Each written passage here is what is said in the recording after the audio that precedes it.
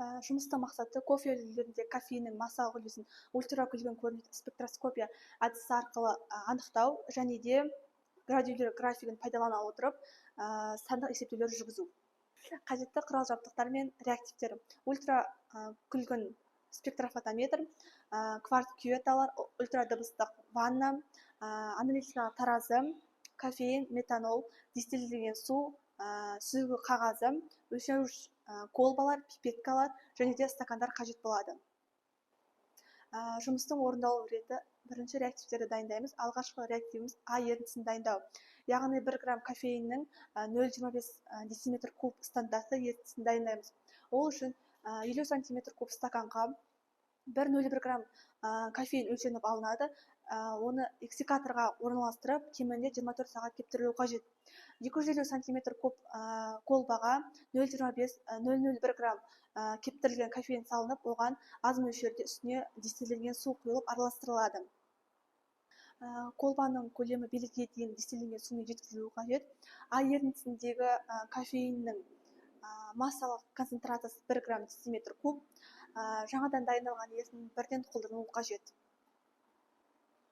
Екінші жұмыс Б ерітіндісін дайындау. 25 см куб өлшегіш колбаға 20 см куб бізде стандартты А ерітіндісін қоямыз. Және де осы колбаға біз қалған, яғни белгісіне дейін жеткізу үшін дистиллирленген су қосып араластыратын боламыз. Және де осы бізде дайын болған Б ерітіндісінің кофеиннің массалық концентрациясы 0,8 грамм дециметр кубқа тең болатын болады. Үшінші жұмыс бізде В ерітіндісін дайындау.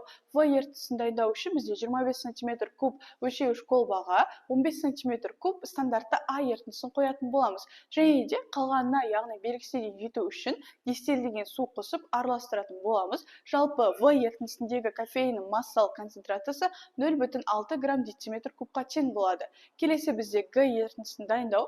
Г ерітіндісін дайындау үшін 25 см куб өлшеуіш колбаға 10 см куб біздегі стандартты А ерітіндісін қоятын боламыз. Және де дәл солай бізде белгіге дейін жеткізіп, дистиллирленген су қосып, асықпай араластыратын боламыз. Жалпы Г ерітіндісіндегі бізде кофеиннің массалық концентрациясы 0,14 грамм дециметр кубқа тең болады.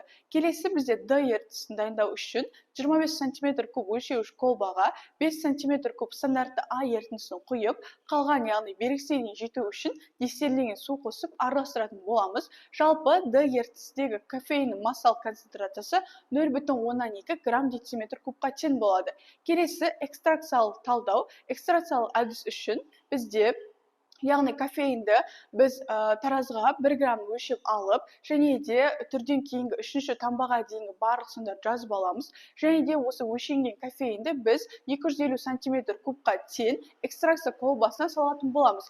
Және де осы колбаға енді біз 25 см куб су мен метанолдың қоспасын құямыз. Яғни су мен метанолдың қоспасы бізде 20-80 қатынасында болады. Әрі осы біздегі қоспаны 20 минут көлемінде араластырамыз.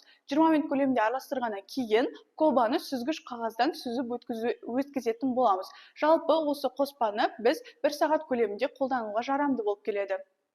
Градиолер графигін өңдеу. Жалпы бізде дайын болған жаңағы қоспа арқылы 1 сағат ішінде кварц кюветкасымен қапталған спектрометрде 273 нанометр толқын ұзындығында әр градиолер, яғни сызығына тән оптикалық тығыздығын өлшейтін боламыз. Және де осы анықталған оптикалық тығыздықты градиолер графигінде біз кофеиннің, яғни бізде басында жасалған кофеиннің концентрациясына тәуелділігін анықтайтын боламыз. Жалпы нәтижелерді өңдеген кезде біз осы оптикалық тығыздық арқылы кофеиннің әрқайсының концентрациясын анықтайтын боламыз.